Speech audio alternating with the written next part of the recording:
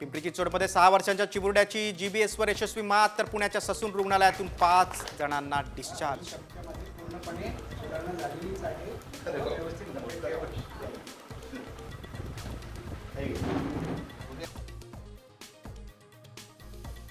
वसईत ठाकरे गटाचे माजी नगरसेवक स्वप्नील बांदेकरांसह 3 जणांवर गुन्हा दाखल. 10 कोटींची खंडणी मागितल्याचा आरोप.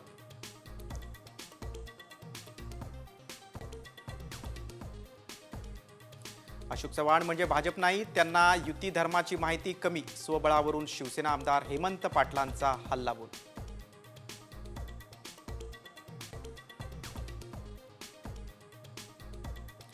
राज्यात ऑपरेशन टायगर सक्रिय. आजी माजी आमदारांचा येत्या 8 दिवसात शिंदे गटात प्रवेश. मंत्री संजय शिरसाट यांचा मोठा दावा.